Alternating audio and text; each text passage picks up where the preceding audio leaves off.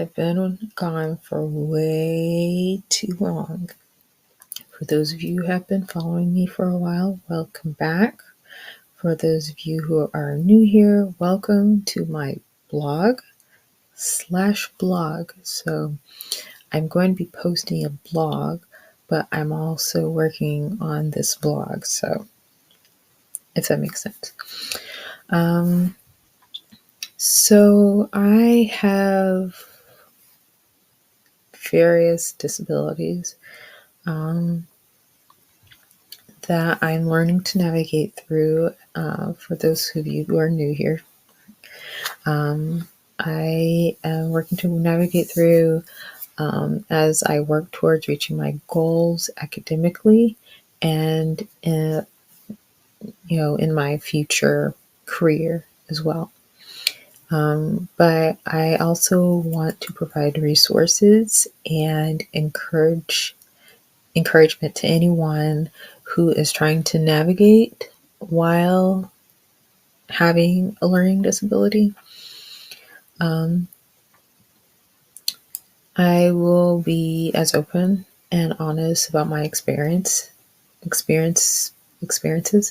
and hopefully help someone along the way as I can, or at least I hope you all find this interesting content.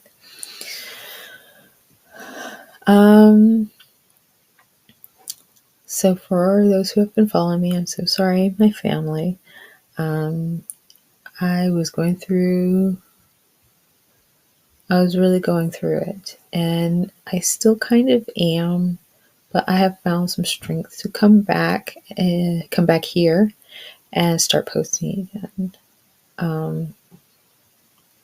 So where have I been? Let's say my family endured a very difficult transition. And I'm not going to go through the details of that. You'll probably find a little bit more details on my blog, but it was a very difficult transition. I also went through some transitions in my relationships that were very stressful. And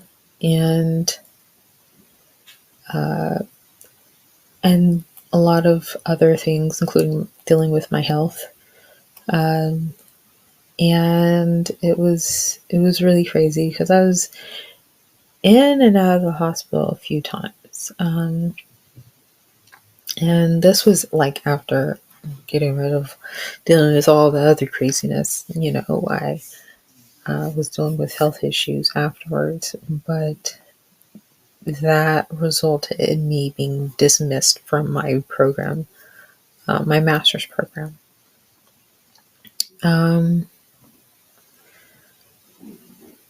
I was really at my lowest when that happened.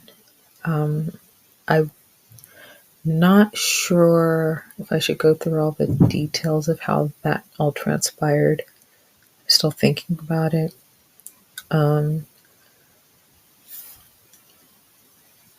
Because there was just a lot of stuff going on that whenever I look back, I realized that I really wasn't at fault about a lot of things, but I'm not going to discuss that right now.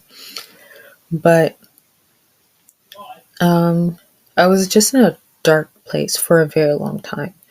And I never told my family about it because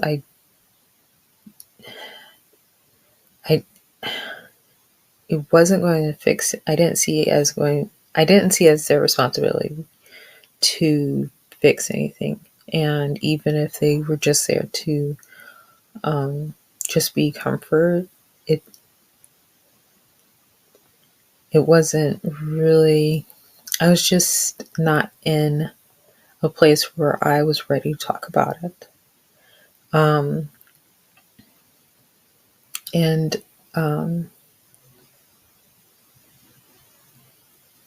anyone involved, anyone trying to give me advice about anything or say anything about it would have pushed me over because I was not in a mental state that was stable to where I could handle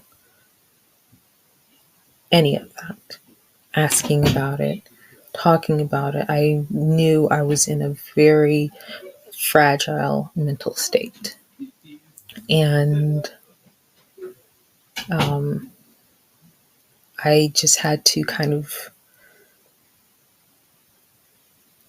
not protect myself from people or from my family, but protect myself from potential unintended triggers that would have sent me, you know, um, making decisions that weren't going to be effective or helpful, if that makes sense. Um, or let's say very dangerous decisions. I didn't even talk to my therapist about it. I didn't say anything to them about it. Excuse me. So I really needed everyone to stay out of it for a while. I really needed everyone to stay out of the situation for a while, um, and allow me to heal. And as I began to, I just needed, I needed to heal. I needed to also be able to look back and see what was going on for myself and um, just heal enough to where I was in mentally stable, more stable state. But as I began to heal, I looked at the possibility of getting a job and doing something that was close to my heart and that brought me joy, and that would still allow me to do something in the area that I wanted to work in.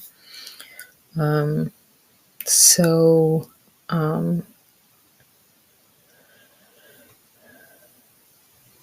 I looked at the possibility of working at a hospital as a CNA, which wasn't easy because a lot of the taxi and cab services did not serve my area. Um, I did find one, but it's super expensive. Um, I might go into the details of that later because there were some really miraculous things that took place um, eventually. But I had to do a lot of what we call legwork. I had to do a lot of legwork to just to get a job, and I live in a rural area, so that's one of the reasons why it was so hard to get cabs and taxi services to serve my area. And some people were like, well, there are also assistive and government services, and in my area all of those services no longer exist. They're gone. So during this time that I'm looking for work, I was applying to other master's programs to transfer to those programs.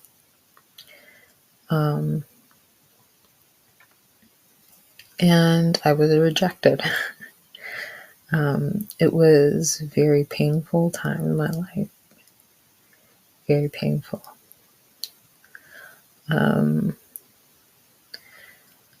But I did find a position as a CNA working in cardiothoracic unit. which is everything here and down, everything in this cavity.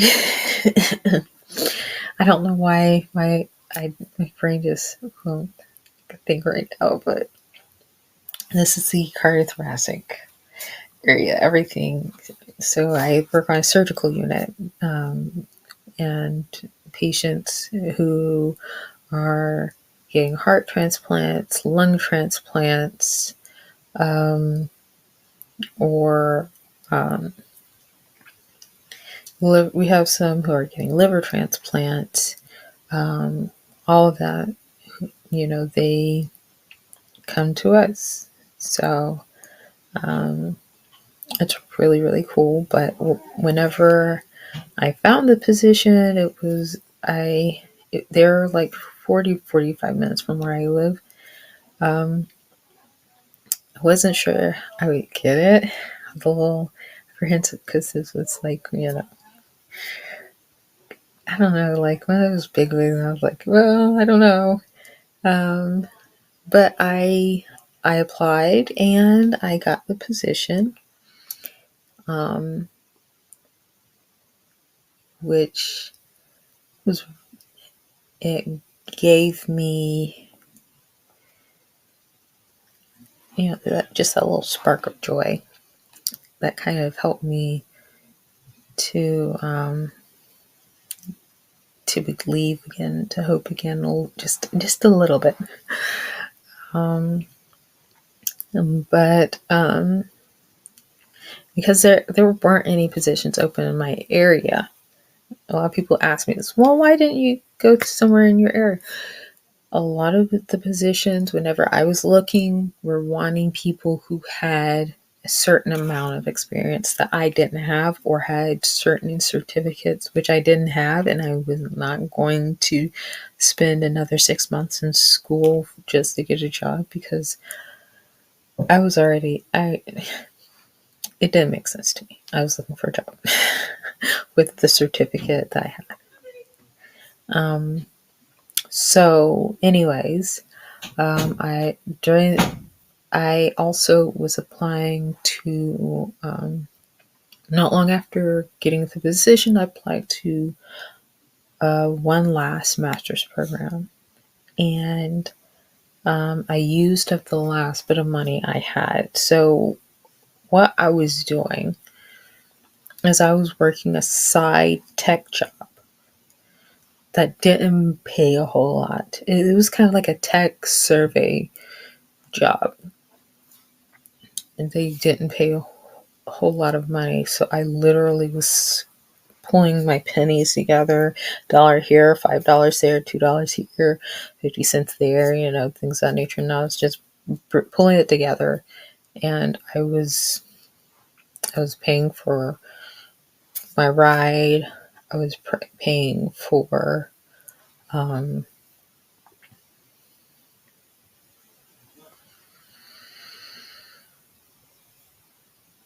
applying to these master's programs, paying their fees, the application fees, and paying for my transcripts. And I did get some help from my mom. I really appreciate her a lot.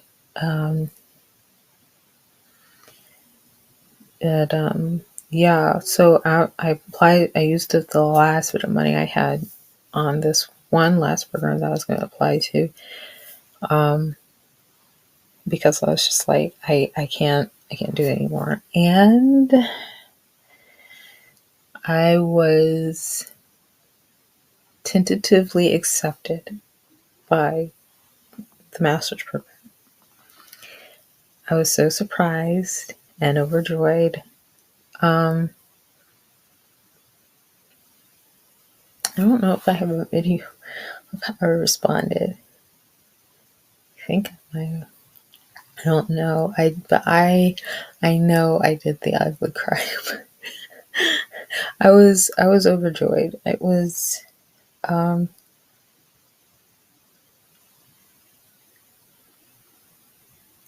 very happy, very, very happy, and glad that I I had another chance.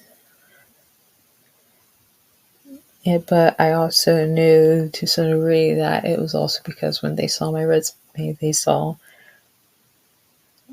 CNA, cardiothoracic, ICU, step down units. Um, so that was the blessing. That was, I mean, it worked out so beautifully. Um, so far, nothing has gone exactly as planned. Okay, nothing's gone as planned at all, but it's not been bad. Um, I have to. There's a certain number of classes that I have to take and pass them, or by the time I've taken that number of classes, I have to have a certain GPA. So one more class, crossing our fingers. Um, I really want to prove my worthiness, prove that I can stand it, prove that. And they're not going to kick me out immediately. Of course, they're going to, give me one more semester and work with me and stuff like that. But still, I don't, I want to prove my worthiness and stay in the program. I want to finish my degree. I want to move on to other degrees and have the confidence and the history to show that I can do this. I can do well, and I can, you know, do hard work and do the hard stuff and do well. So um, that is where I am with my program. So one more class, you know. Um, but right now I am getting my health issues dealt with. I am so grateful that I have insurance and can afford to see a specialist. My state has expanded Medicaid, um, which includes people within certain income, who have a certain income, and it also includes those of us who make a little bit more, which is great. Because even though we make a little bit more than those in poverty, we still need help, you know. And I so grateful. So I'm dealing with that, and I'm also going to do something that I keep avoiding and I keep getting in trouble about, and that is being willing to accept request accommodations. I'm working on that, and I'm also getting treatment for ADHD. For those who don't know, I have dyslexia, I have ADHD, and I have a bunch of other things going on. So, but I'm getting treatment finally for the ADHD. And I'm also going to be doing some other things, but sadly, nothing for the dyslexia, but it's okay. But